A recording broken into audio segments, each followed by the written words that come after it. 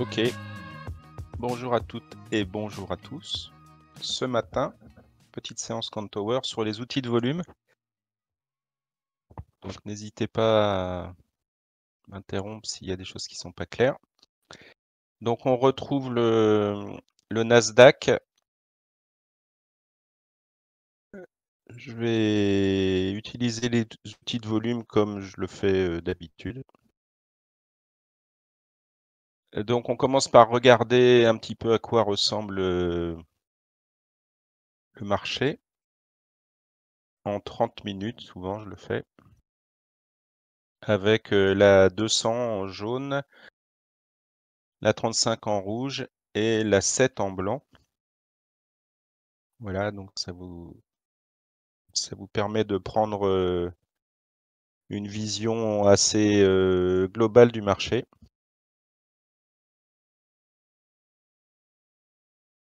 Donc moi je cherche surtout des achats et surtout après des fortes baisses. Donc pour l'instant tout va bien. Enfin tout va bien. On va essayer d'en trouver. Donc une fois que j'ai... Donc ici vous avez les centaines. C'est un indicateur qui s'appelle Round Number et qui permet de tracer automatiquement les centaines. Voilà, on veut les lignes tous les 400 ticks et puis on peut dire qu'on veut plus de lignes par exemple quand le marché décale beaucoup. Ça me sert aussi comme référence puisque le marché fait souvent au moins 200 points. Et par ailleurs, j'ai un setup sur les centaines. Donc voilà, c'est important d'avoir systématiquement les centaines. Alors ce matin, ce sont les outils de volume. Donc dans Quantower, on va pouvoir utiliser différents outils de volume. Je vais repasser en 1 minute.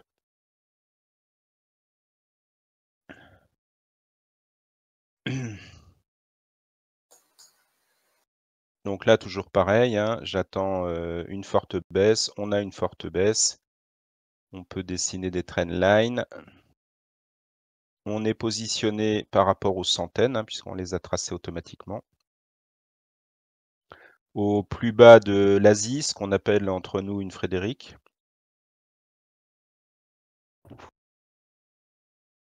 Voilà pour le global. Donc, l'idée, c'est de prendre un achat quand ça a bien descendu et que cet achat puisse passer avec de bonnes statistiques, soit parce que le marché se retourne et on va remonter un mouvement vers le haut qui est un potentiel de un peu plus de 25 points. Et à ce moment-là, j'ai le temps de rentrer sur un mouvement, un pullback, et j'ai aussi le temps de sortir, que ça soit pour un retournement qui va aller rechercher ce point haut, par exemple, hein, on descend très fort, on remonte, et on peut remonter même plus haut, ou alors que le marché fasse un mouvement, on remonte, mais c'est un pullback pour mieux descendre après. Et ce qui compte, c'est que le mouvement dont j'ai besoin pour faire mon daily win, il puisse rentrer dans cette remontée. Ça, c'est plutôt facile à voir. Si ça remonte jusque-là, c'est évident que j'ai fait mes 25 points. Mais aussi que j'ai l'espace pour prendre mon TP si jamais le marché fait un pullback et repart vers la baisse. Voilà. Alors, les outils de volume dans Quantower vont m'aider à faire ça pour pas mal de points. Donc, dans Quantower, vous pouvez activer les outils de volume en cliquant sur cette icône.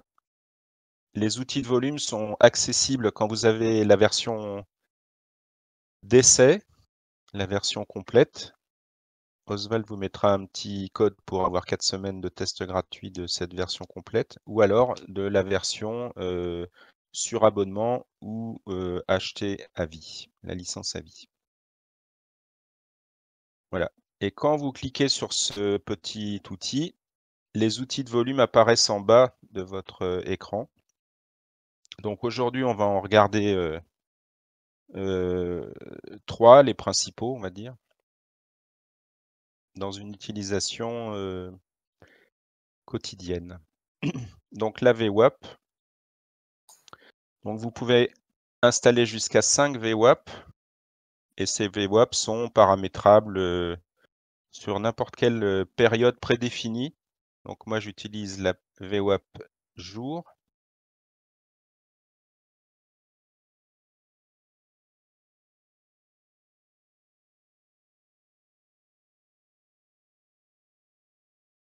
Voilà, elle est là en mauve.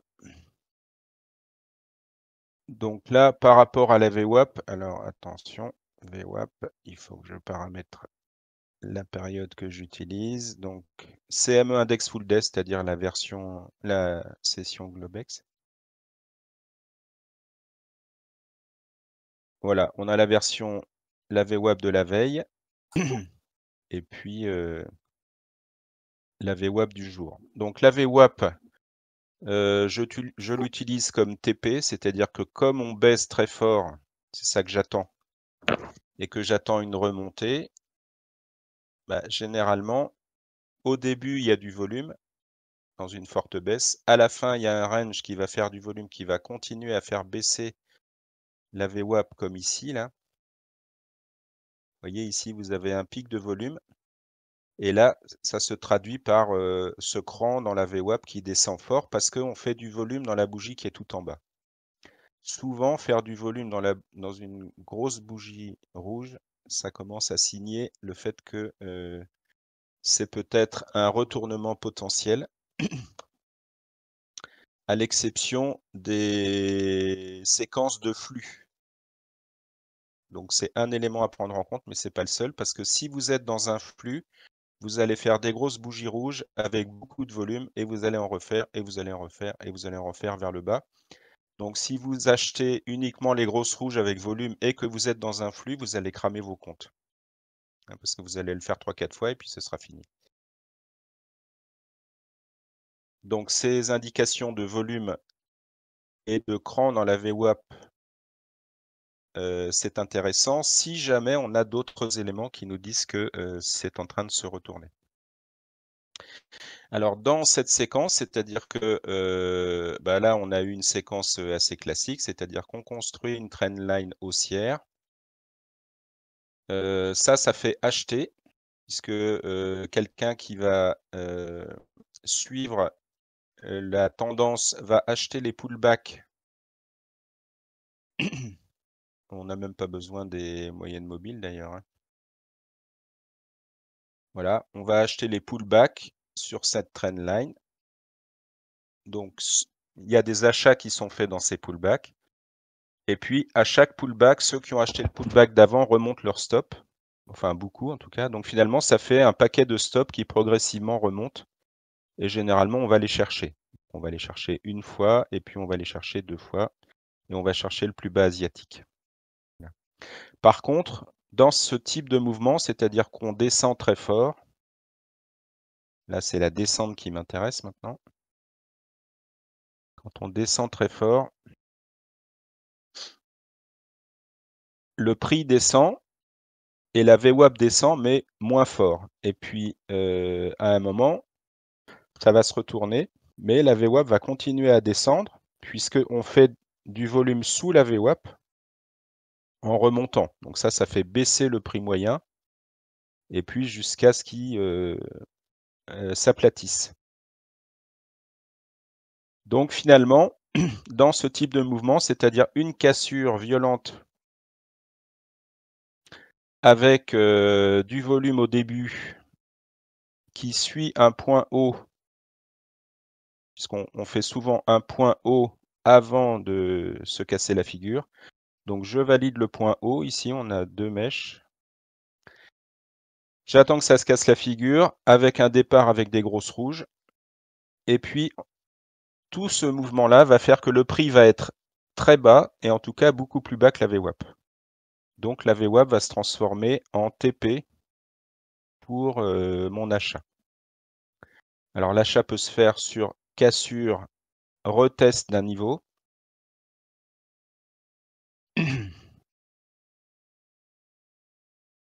Voilà, par exemple ici, et on va rechercher la VWAP.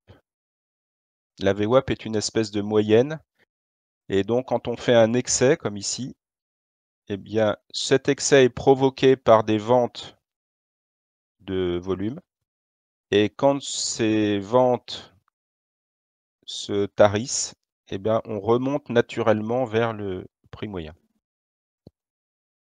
Alors, ce type de mouvement est surtout visible avec une très bonne probabilité le matin, parce que le matin, les départs en flux sont très rares. Donc le matin, quand on observe un excès, bon,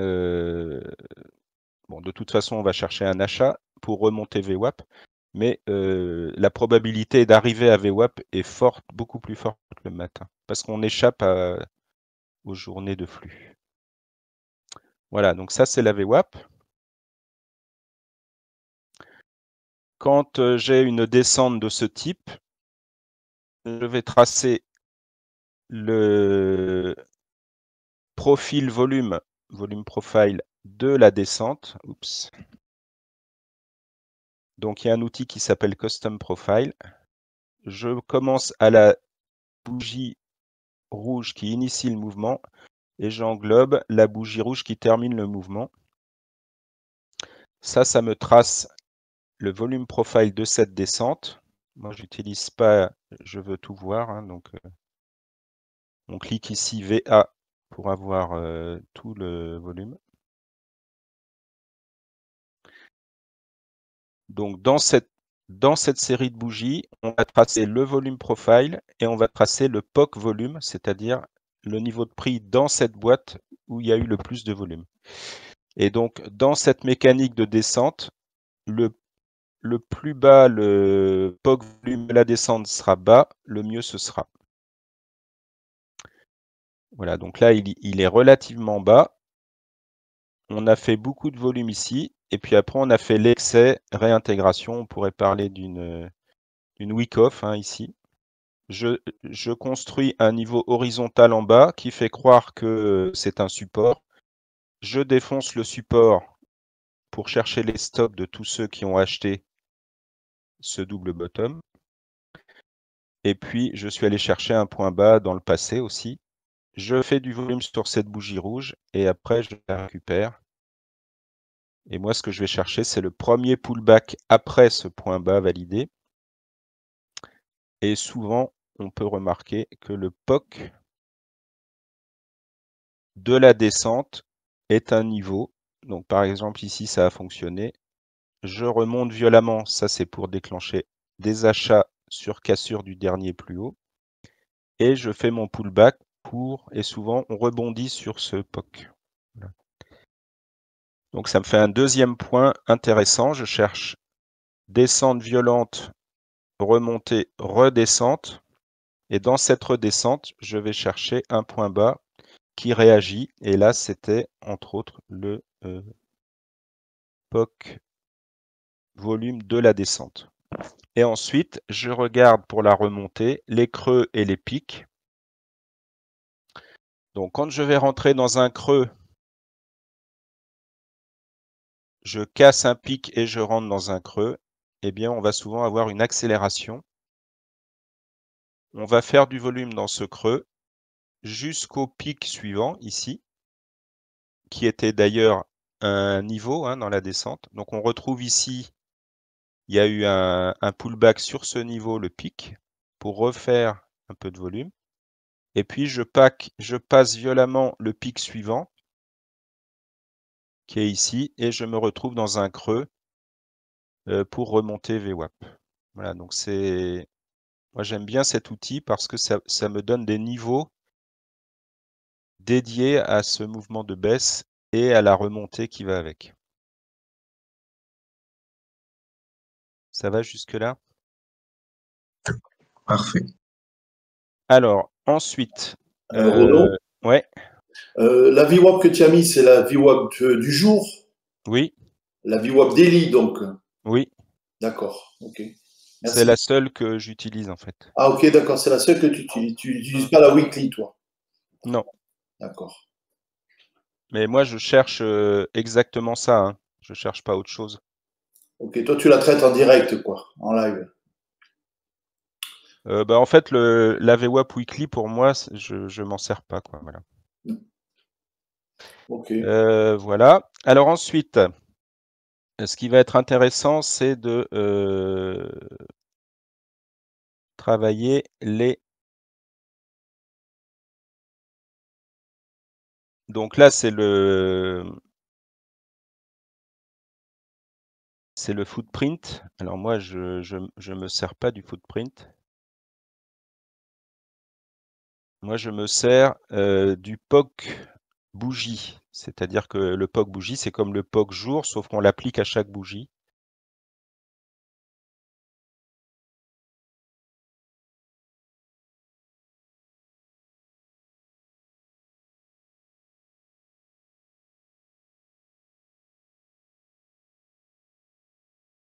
Il faudra que je regarde ça parce qu'ils ont rajouté des données là. Donc, ça.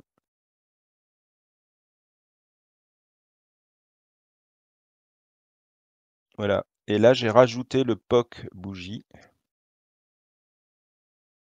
Ah non, c'est double, je me suis trompé.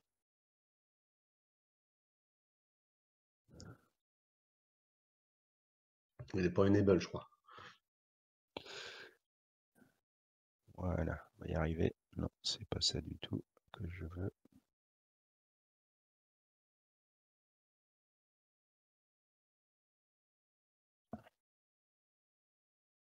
Bon, je reviendrai là-dessus quand j'aurai les idées plus claires. C'est pas le step profile plutôt pour le POC? C'est le step profile, merci. Heureusement que tu es là. Alors voilà. Donc le step profile, donc ça vous permet de faire un volume profile par bougie. Donc moi, historiquement, j'utilise le POC volume de la bougie et je trade en 1 minute. Donc j'utilise le POC bougie et c'est le petit trait jaune qui s'affiche ici. Voilà. Alors quand ce POC est dans le corps de la bougie, ça ne m'intéresse pas du tout. Comme par exemple ici. Le POC est ici, donc c'est là qu'on a fait le plus de volume dans cette bougie. Ça ne m'intéresse pas du tout. On peut aussi avoir un POC dans la mèche, comme ici. Mais ça ne m'intéresse pas du tout non plus, parce qu'on est au milieu d'une boîte. Donc le fait qu'on fasse un POC ici dans la mèche, ça ne m'intéresse pas beaucoup. Ce qui va m'intéresser, au contraire, c'est quand on a donc le POC dans la mèche, mais sur un plus haut ou sur un plus bas. Donc par exemple, ici, on a une tentative de casser le plus haut ou une recherche de liquidité. Donc, on a ouvert ici, le prix est monté, monté, monté, monté. On a fait beaucoup de volume ici et on a été rejeté et on est redescendu. Donc ça, c'est un signe que on est peut-être sur un haut. Alors, comme vous voyez, ça ne marche pas à chaque coup, hein, puisque là, on était sur un haut et puis on a fait un plus haut et puis on a fait un plus haut.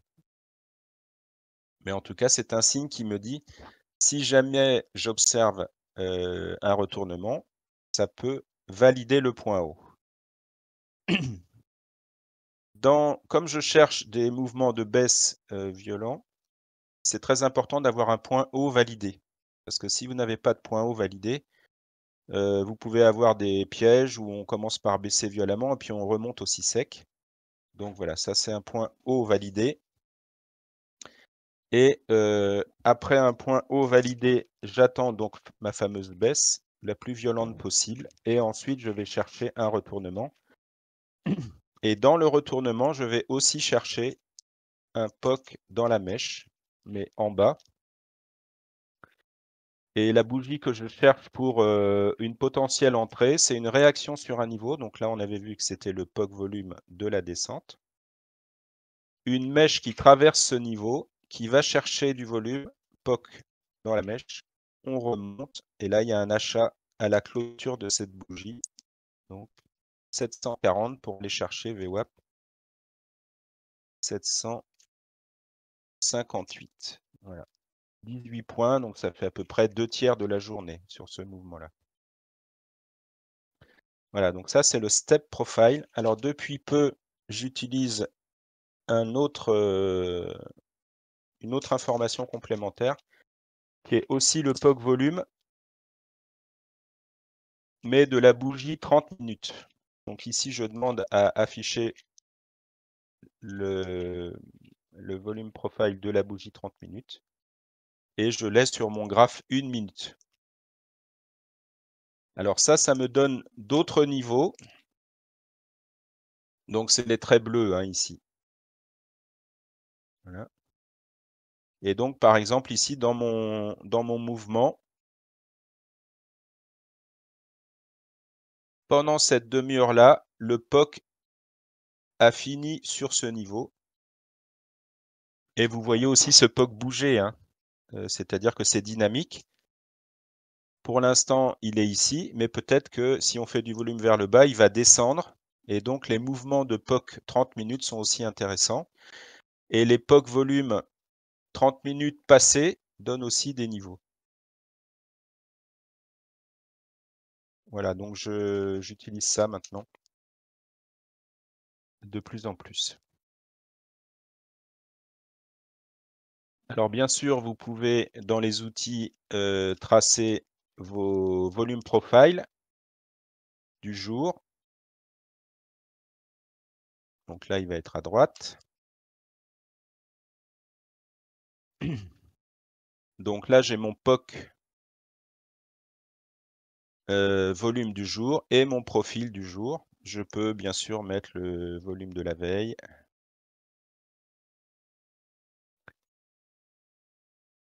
Ou de la semaine, etc. Bon, moi, j'utilise pas tout ça, j'utilise que le volume du jour.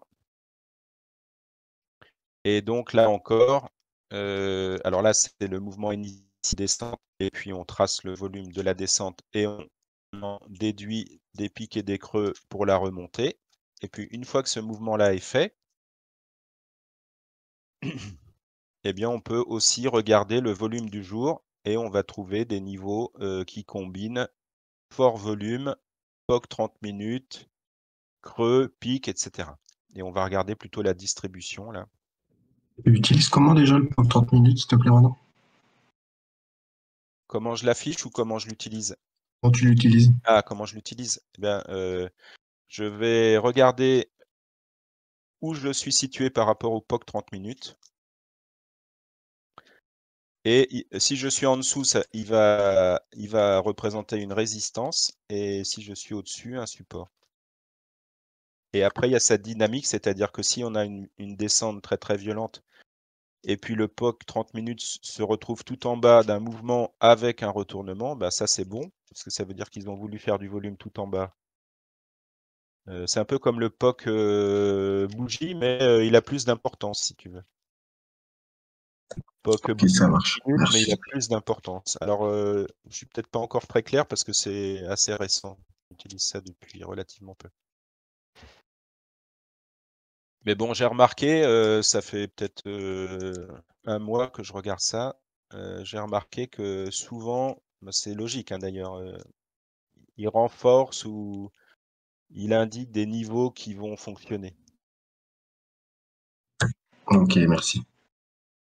Alors toujours pareil, hein, on ne peut pas trader qu'avec ça. Voilà. Alors vous pouvez aussi, pour ceux qui font ce genre d'utilisation, afficher des POC à gauche. Des POC, des volume profile. Bon, moi, généralement, j'utilise que le volume profile jour et le volume profile des descentes ou des montées quand je cherche un short, mais c'est relativement rare.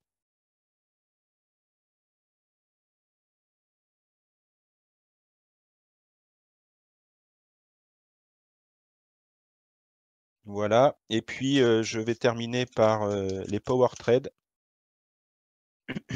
Donc les power trades, c'est un outil extrêmement puissant qui permet de détecter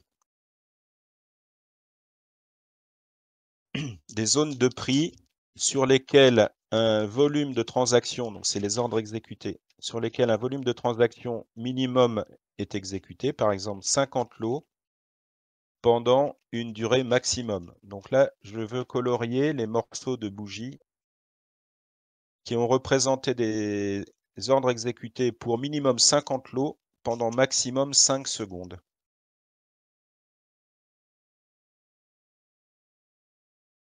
Alors, quand vous utilisez des outils de volume sur Countover, certaines fois, ça peut prendre du temps de calcul, soit parce que vous avez beaucoup de jours, soit parce que vous travaillez avec un niveau de précision très élevé. Donc, pendant ce calcul, l'indicateur de volume est affiché en jaune clignotant avec un point qui clignote. Voilà.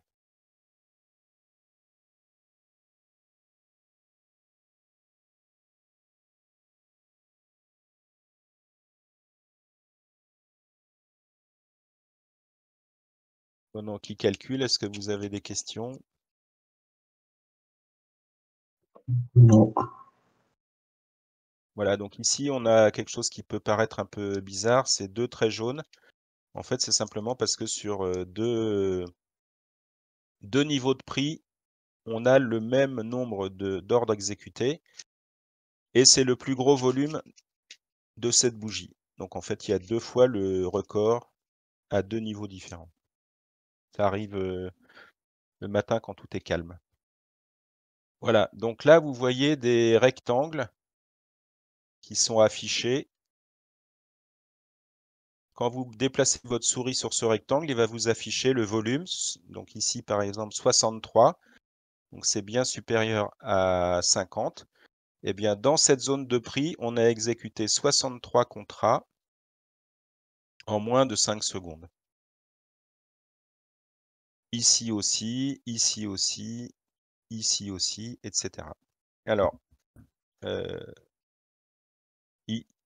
il faut régler cette valeur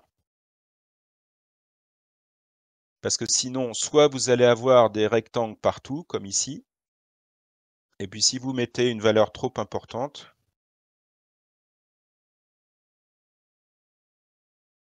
vous aurez des rectangles nulle part, puisque sur ce graphique, jamais on a eu plus de 500 contrats exécutés en moins de 5 secondes. Voilà, donc il faut trouver le bon réglage. Et le bon réglage, quand on trade à minuit, à 2 heures du matin, la session asiatique, à 8 heures l'Open de Londres, à 9 heures l'Open de l'Europe, à midi, souvent le mouvement de récupération du mouvement du matin, et encore pire, 14h30, le pré-open et éventuellement avec une news, 15h30 l'open, 17h30 le petit coup de mou, etc. À chaque fois, le marché va faire des volumes dans une gamme de volumes différentes. Donc à chaque fois, il faut re-régler. Donc le réglage est quand même relativement simple. Avec l'habitude, on connaît un peu les valeurs qui peuvent convenir. Et ce qui est très important, c'est que ces boîtes, celles qui vous intéressent, c'est celles qui sont à des extrêmes. C'est-à-dire que qu'il y ait eu du volume dans cette descente, ça ne vous intéresse pas tellement. Qu'il y ait eu du volume ici, celle-là est assez intéressante parce que ça casse ce fameux POC bougie 30 minutes. Donc là, on fait un départ. C'est aussi une ligne de coup puisqu'on a une tasse à vacances ici. J'utilise les outils modernes.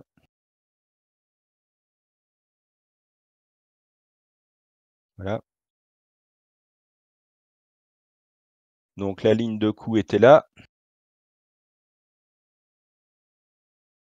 Donc si on casse violemment, ça veut dire qu'on a exécuté les ordres d'achat de ceux qui tradent les tasses à vacances en mettant leur achat au-dessus de la ligne de coup, et donc un pullback est fort probable pour aller taper les stops qu'ils ont mis juste en dessous. Donc ça, c'est cette bougie rouge. Et une fois qu'on a fait ce piège de cassure, chasse au stop de ceux qui viennent d'acheter avec leur stop juste en dessous, souvent on fait le mouvement correct, celui-là. Et puis donc là, les stops de ceux qui ont acheté tout en bas ici remontent là, remontent là, remontent là. Et puis il y a ceux qui achètent le premier pullback, le deuxième pullback, le troisième pullback. On est en train de construire en fait une trendline.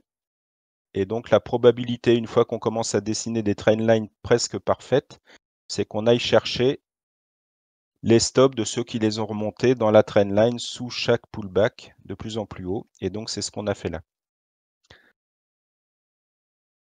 Voilà, mais je m'égare. Donc ce qui est important, c'est d'avoir les power trades sur les extrêmes et moins, voire pas du tout, en plein milieu.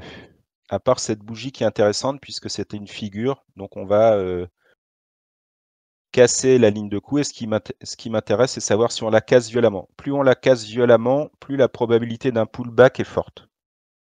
C'est comme ici, plus on descend violemment,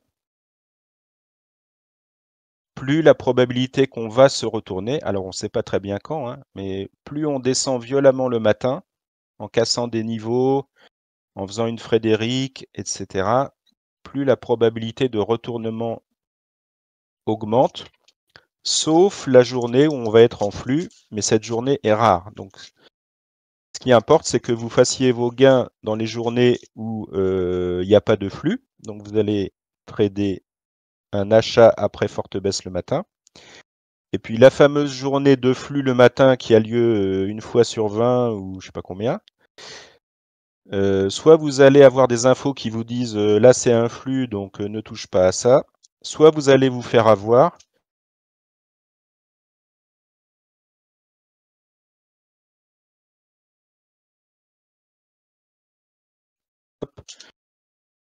Soit raisonnable par rapport à vos gains moyens ou à votre daily win si vous l'utilisez. Voilà, donc là je vais régler Power Trade pour que finalement ça n'affiche que ce qui m'intéresse.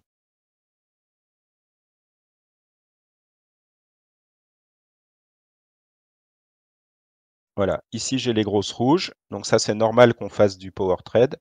Et puis là j'ai quelque chose de très intéressant, c'est que j'ai un Power Trade sur toute la bougie. Donc ça signe le fait que c'est une bougie d'excès, puisqu'on fait beaucoup de volume sur toute sa hauteur, y compris la mèche, et qu'ensuite on la remonte. Voilà. Alors ces Power Trades ont un autre intérêt, c'est qu'en fait ça vous dessine des zones.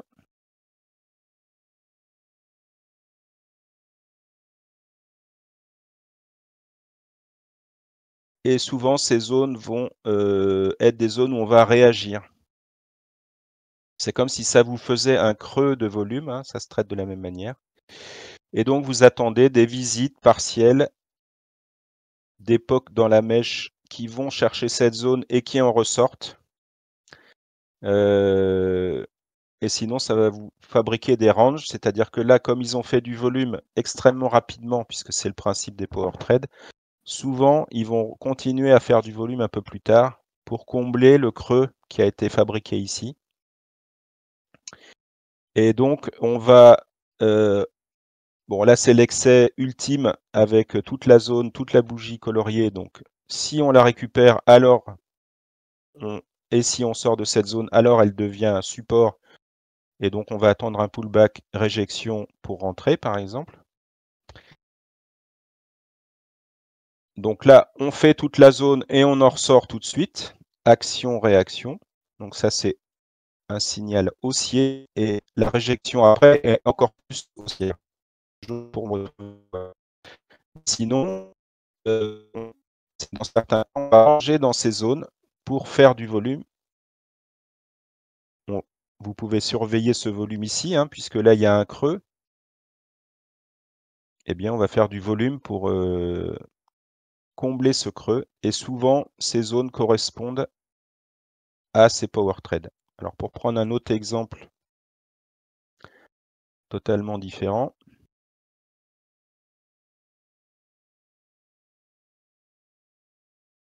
Voilà, donc là je suis hier soir. Donc il y a la vente d'Arnaud qui a vendu tous les pullbacks vers le haut. Voilà, superbe trade. Et puis, on peut aussi dire qu'on a une trendline parfaite. Et donc, si jamais on a des signes de retournement, ça va être intéressant. Alors, vous voyez que là, j'ai gardé mon réglage à 100. Donc, je veux colorier les morceaux de bougie où il y a plus de 100 contrats échangés en moins de 5 secondes. Et vous voyez que hier soir, c'est quasiment toutes les bougies qui respectent ces critères. Donc, il faut augmenter évidemment en session US le nombre de contrats qu'on cherche. Voilà, 400, je n'ai que cette bougie.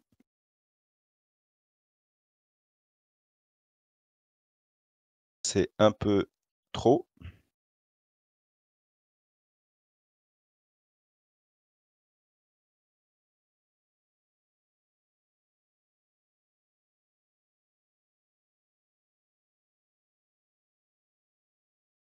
Alors, ça n'a pas besoin d'être chirurgical, hein. Voilà. Donc là, qu'est-ce qu'on observe? On observe qu'on a des power trades. Alors, vous voyez, tout à l'heure, on cherchait quasiment désespérément 50. Et là, on trouve 356 en moins de 5 secondes. 508. 547. Donc, typiquement, ça, c'est un flux. Alors, il y a d'autres manières de le repérer, hein. Mais vous avez des power trades vers le bas, vers le bas, vers le bas, vers le bas. Donc ça, c'est un flux. Il ne faut pas essayer d'acheter ce truc-là. Vous allez vous faire avoir. Et puis, tout d'un coup, on a un plus bas, un plus haut, un plus bas plus haut que le dernier plus bas. En français, dans le texte, ça s'appelle une tasse à vacances. On recasse violemment le POC bougie 30 minutes, qui était assez bas, hein, puisque la bougie 30 minutes, elle commence ici, elle finit là, et là, on est plutôt vers le bas de cette bougie. Donc, tasse à vacances, POC 30 minutes plutôt vers le bas, rebond sur une centaine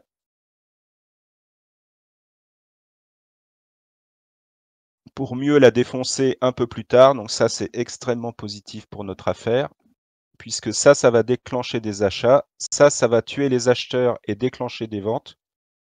Et donc, si jamais on se retourne, eh bien, il est probable qu'on aille chercher les stops de ces ventes. Et les stops de ces ventes, ils vont être juste au-dessus de la centaine. Ça, c'est du trading de centaines sur le Nasdaq. On a fait un mouvement déjà très important, hein, puisqu'on est parti de 957 et on est arrivé à 755. Donc ça, c'est très très intéressant comme mouvement. On a une trendline quasi parfaite. On a une figure haussière en bas. Et on a un premier power trade vers le haut. 373 contrats, alors qu'on n'en a plus vers le bas. Voilà, donc ça veut dire que les coups de butoir vers le bas, là, ils sont là partout dans le flux. Et puis là, tout d'un coup, on commence à avoir un power trade dans l'autre sens. On vient retester la centaine. À nouveau réjection et on fait un point bas sur la trendline qu'on a prolongée après ce mouvement.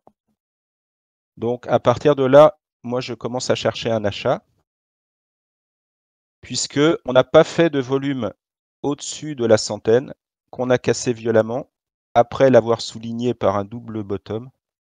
Donc ça veut dire que dans mon trading, ce que j'attends à partir de là, c'est une chasse au stop des vendeurs de la centaine. Je chasse les stops. Ou alors je chasse les stops et puis je casse violemment la centaine et puis elle se transforme en support et je repars vers le haut, c'est le retournement. Mais moi, ce mouvement-là, qu'on fasse chasse au stop et on continue la baisse, ou cassure de la centaine, pullback, retest et qu'on parte vers le haut, j'aurais pu faire ça avec ça d'ailleurs. Donc qu'on fasse cassure de la centaine, pullback et qu'on parte vers le haut. Moi, j'ai acheté là.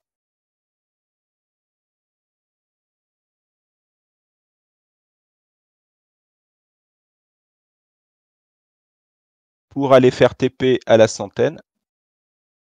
Donc, qu'il fasse ça après ou au contraire qu'il parte vers le bas. Parce qu'en fait, on a juste pris les stops et puis on continue. Ce qu'il a fait en fait. Moi, ça, je m'en moque. Ce qui compte pour moi, c'est qu'on aille chercher les stops. Et donc, pour faire ça, les power trades, vous avez vu, sont très intéressants parce qu'ils marquent le flux avec des power trades vers le bas. Et puis tout d'un coup, on continue à baisser, mais il n'y a plus de power trade. Et tout d'un coup, on en trouve un dans une bougie vers le haut. Bon, puis après, il y a un piège autour de la centaine. De toute façon, il n'y a pas un système ne va jamais fonctionner avec un seul indicateur. Donc là, on a une forte baisse, un flux, une cassure d'une centaine, ça déclenche des ventes. La probabilité qu'on aille chercher les stops de ces ventes est quand même pas neutre. Et alors, si en plus on se retrouve dans une zone où il est 21h50 ou par là, on peut avoir une réaction violente. Et donc, on peut utiliser tout ce setup pour faire ce mouvement. Voilà ce que j'ai fait hier soir. Et puis après, vous avez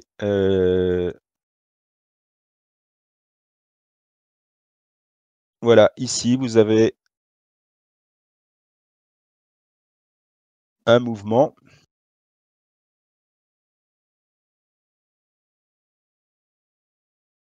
Un point haut validé. Oups. Un point haut validé avec le POC bougie 30 minutes qui est haut. Des mèches vers le haut, retest. On n'arrive pas à passer les POC bougies du haut précédent, elles sont ici.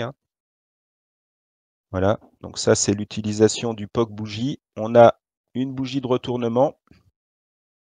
Et puis là, on n'arrive pas à repasser le POC de cette bougie avec des POC dans la mèche, mais pas au-dessus du POC précédent. Donc ça, c'est on n'arrive pas à monter. Donc si on n'arrive pas à monter, c'est peut-être qu'on va descendre. En plus, c'était sur une centaine, donc on a cassé la centaine. Ça a déclenché des achats. Il y a plein de stops en dessous, là. Donc on va peut-être aller les chercher. On va les chercher. On a un haut validé. Et ensuite, on attend un retest qui part vers le bas. Et il arrive ici, puisque là, on essaye de passer la centaine. On fait du volume au-dessus de la centaine dans la mèche. Et ensuite, la bougie reste en dessous de la centaine. Voilà, donc ça se vend. Et ça se vend pour faire le mouvement inverse, en fait. Donc c'est les manipulations entre 14h30 et 15h30. Et puis, il se trouve que le retest et l'échec, c'est pile sur la bougie de 15h30. Donc là, c'est bonheur absolu. Puisque si jamais on part, on est l'après-midi, il y a beaucoup de volume à 15h30. Donc on va partir en tendance probablement. Et c'est ce qui est fait ici avec la grosse rouge. Donc les gros ont mis du volume ici pour commencer à déclencher et pour aller chercher la centaine d'en dessous.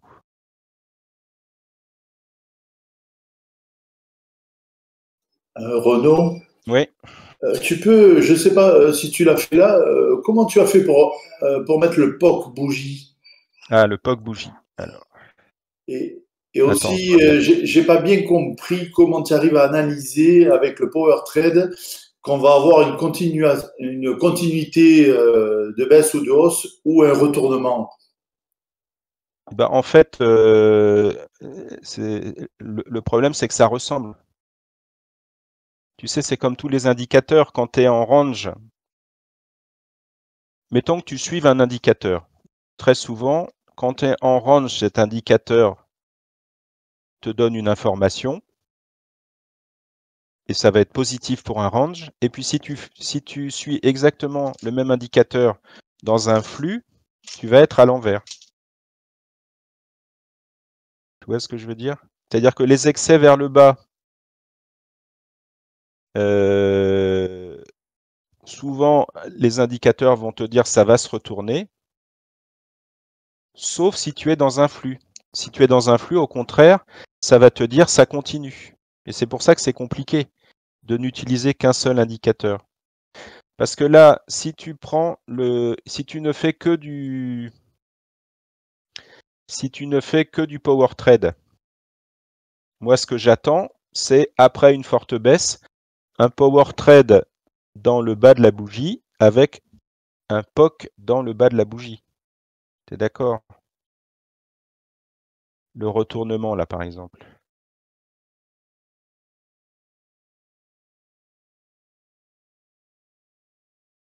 Je cherche des bougies comme ça, c'est-à-dire beaucoup de power trade, surtout vers le bas, et puis un POC en bas. D'accord? Ça me dit peut-être que c'est un excès, donc la suivante, je vais acheter quoi. Le power trade donc dans la bougie plus le POC en bas, ça t'indique que ça va continuer à baisser. Non, non, au contraire. Si tu fais du volume en bas, attends, j'essaye de trouver une manière d'expliquer sans tricher. Voilà.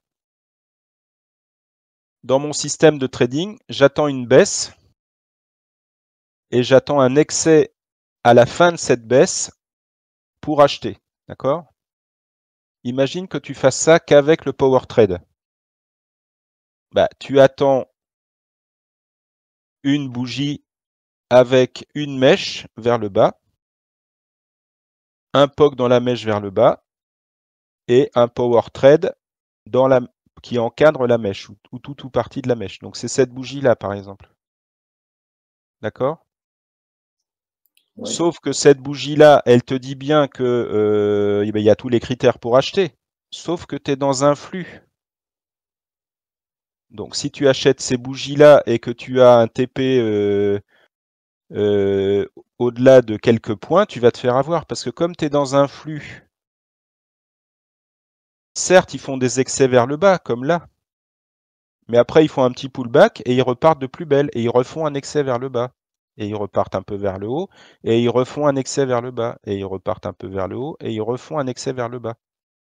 Donc si toi, tu attends juste les conditions du power trade avec le POC dans la mèche, bah, tu vas acheter tous les points bas. Sauf que comme tu es dans un flux, bah, ça va remonter un peu, puis ça va redescendre de plus belle. Et à chaque fois, on casse le dernier plus bas violemment dans un flux. Comme ça, là. Tu vois? Donc, il ne faut pas utiliser que le power trade. Tu peux te poser la question de, tiens, cette bougie m'intéresse avec les critères du power trade. Il y a le POC dans la mèche, il y a le power trade. Est-ce que je l'achète? Bah, la première question, c'est est-ce que tu es dans un flux? Est-ce que tu as fait un plus bas? Etc., etc. Il y a le contexte aussi, tu vois ce que je veux dire? Donc, pour toi, quand tu as le POC, parce que moi, justement, le POC de la mèche, jusqu'à présent, je l'ai jamais utilisé. Quand tu as le POC dans la mèche en bas, sur la mèche du bas, par Oui, exemple, si oui. ça descend, pour toi, ce sont les acheteurs qui sont plus forts. Moi, je dis pas, je dis pas comme ça. Je dis à ma manière. Après, c'est vrai, c'est faux, je sais pas, hein, mais c'est comme ça que je m'en sors. Je dis, ils sont allés chercher du volume en bas, ils l'ont trouvé, et c'est pour ça qu'ils sont remontés. Voilà, c'est ça que je me dis, moi.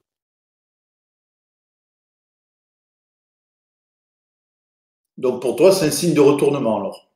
C'est un des critères de retournement, oui.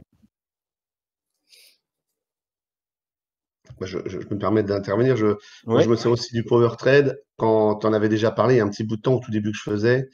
Ils font un point bas avec le power trade POC dans la mèche. Ils peuvent revenir sur ce même niveau sans faire de POC dans la mèche, ni de power trade. Et en général, c'est bon signe, quoi. Ça veut dire qu'ils y Voilà. ont été, mais il n'y a plus de force, quoi. Ça peut être un bon point à surveiller, hein, sans pour rentrer pour autant. Et pour Donc, intervenir aussi, C'est un des critères, en fait, hein, c'est pas le seul. Hein. Vas-y, Arnaud, excuse-moi. si tu te mets juste les prix et les volumes, tu verras qu'en général, dans le mouvement qui provoque le renversement, il y a énormément de volume. Ça va avec fonctionne cette idée de toujours chercher la des même power manière. trades. Hein. Là, on a le volume de la bougie. Hein. Ça fonctionne toujours de la même manière, le retournement. On fait croire qu'on repart. On fait un dernier coup qui est encore plus violent. Et puis après, on fait un retest. Mais comme le coup violent est passé, bah, le volume baisse. Voilà. Donc, tu as toujours un pic de volume dans les bougies qui descendent.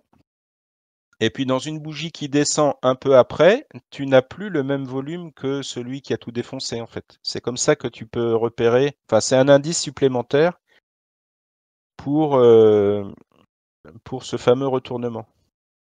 Mais je sors un peu du sujet, mais c'est absolument totalement inutile, voire suicidaire, d'essayer d'acheter le plus bas. On s'en fout complètement d'acheter le plus bas. Le problème d'acheter le plus bas, c'est qu'il y en a plein des plus bas dans un flux. Donc si tu achètes le plus bas, c'était quand? C'était hier. Si tu achètes le plus bas dans un machin comme ça, ah bah, tu vas acheter une fois, 2 fois, 3 fois, 4 fois, 5 fois, 6 fois, 7 fois. Et soit tu as cramé ton compte, soit tu as fait des lilos, enfin ça se passe pas bien quoi. Et donc c'est pas le plus bas qu'on cherche, enfin que je cherche, c'est le plus bas, moins bas que le plus bas en fait. Et si tu appliques cette règle toute con, hein, moi j'utilise la SMA 35 pour éviter d'acheter partout. Donc tant que la SMA, il s'est pas passé quelque chose au niveau de la SMA, bah, je fais rien. Donc tous ces achats là de plus bas, j'achète. Comme je suis en dessous de la SMA 35, moi je j'achète pas là. Et pourquoi tu essaies d'acheter sur un flux vendeur comme hier, par Eh ben, exemple? parce que c'est très compliqué quand tu débutes de détecter les flux. Parce que quand tu débutes, tu fais pas comme je viens de faire. Là, on est calme, on est le matin, tout va bien. La brioche était bonne, tout ça. Quand tu débutes et que tu vois ça, bah, c'est les phrases ah bah on a descendu beaucoup, on a trop descendu. Et puis alors tu peux aussi utiliser les niveaux, c'est-à-dire que partout là tu vas avoir des niveaux que tu as tracés bien sérieusement avant. Hein. Donc je sais pas, moi ça c'est le 850 parce que c'est le 850. Ça c'est le 840, 832, 50, c'est le je ne sais quoi de il y a 2 semaines. Et puis ça c'est encore un autre truc, c'est le plus bas de il y a 14 jours et demi. Et donc si tu trades avec les niveaux et que avec les niveaux et que tu as beaucoup descendu, tu vas dire ah ben là on a beaucoup descendu donc c'est un niveau donc j'achète. Donc j'achète. Et c'est catastrophique. C'est ce que je faisais avant, hein. C'est pas. Oui, dans des journées comme hier ou avant-hier. Dans des journées normales, on sait que ça va remonter, donc on achète. Mais moi, là où j'ai du mal, c'est comme une journée comme hier, c'est arriver à vendre et à suivre le flux vendeur. Ah Quand ça mais descend, quand il y a un gros flux vendeur, moi, j'ai du mal à faire ma journée. parce que tu essayes de vendre. Mais je voudrais, mais j'y arrive pas. Voilà, parce que tu sais pas trader les flux. Mais Voilà, pour l'instant, je me fais chaque fois avoir dans des journées comme ça. Eh ben, si tu sais pas trader les flux, ne traite pas les flux. Moi, je sais pas trader les flux, donc je traite pas les flux. Et j'attends que la 35 passe haussière et qu'il se passe plein de trucs. Et c'était là, par exemple. Pourtant, ça paraît simple quand une fois qu'on a regardé. Ah mais le lendemain des flux, c'est toujours hyper facile. Hein. Même au bout d'une heure, 2 heures, finalement, on se dit on a été hypnotisé par le graphique alors que ça ne faisait que descendre. Pourquoi on a hésité à rentrer à un moment donné sur un pullback? Et chaque fois, je me pose la même question. Je n'ai pas réussi à résoudre ce problème-là. Ah bah alors il y a 50 manières de faire, hein, mais tu peux essayer celle-là. Tu installes un indicateur extrêmement puissant qui est basé sur 0% d'intelligence artificielle. J'ai essayé de l'utiliser, mais j'arrivais pas à bien l'interpréter, quoi. Et bah voilà, bah c'est simple, tu as du gris. La 35 baisse. La 200 baisse. Donc la 200, c'est la tendance en 30 minutes, hein. Donc là, on est baissier 30 minutes, baissier 5 minutes. On a commencé par monter pendant 30 minutes, c'est le gris là. D'accord? Donc, ta mission, si tu veux trader ce flux, tu vends à chaque fois qu'il y a un trait rouge. Donc tu vends là, tu vends là, tu vends là. Alors tu analyses hein, ce qui se passe, hein. Mais là, la 7 monte, et puis elle se retourne avec une mèche qui bute sur la 35. Donc tu vends là, tu vends là, tu vends là, tu vends là, tu vends là, tu vends là, tu vends là, tu vends là. Normalement, tu as fait ta journée, hein. Et tu le mets sur le graphique 1 minute? Oui, mais c'est le seul graphique que j'ai, moi, donc je peux pas faire autrement, hein.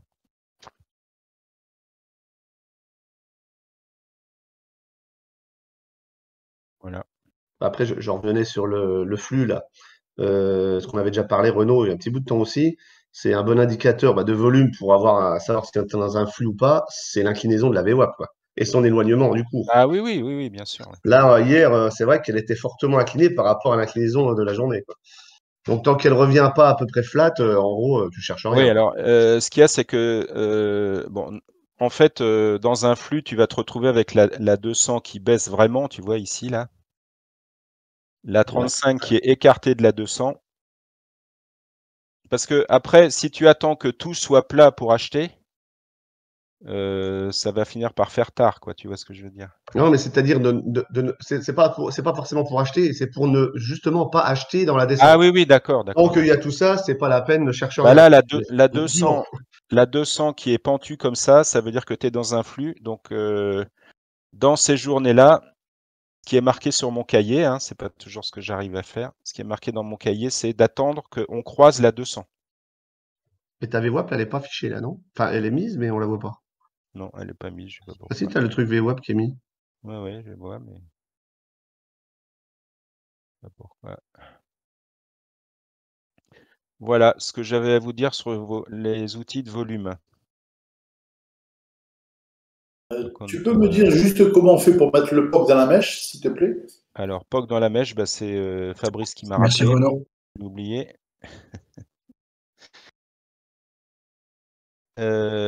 Step profile. Volume 1 minute, par exemple. Enfin, c'est ça, oui.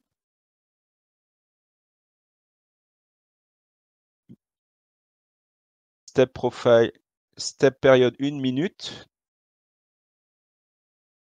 Tu veux afficher le volume. Hein. Sur Quantower, on peut faire des affichages dans la bougie de 53 millions de trucs.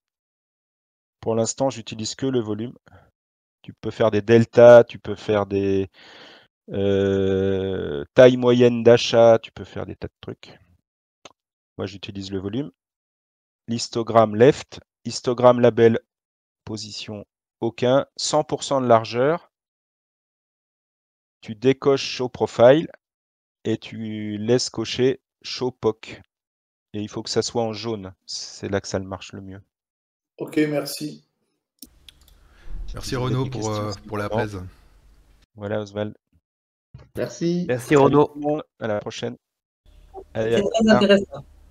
Merci Renaud. Ouais, merci et puis merci à tous d'être là. À plus.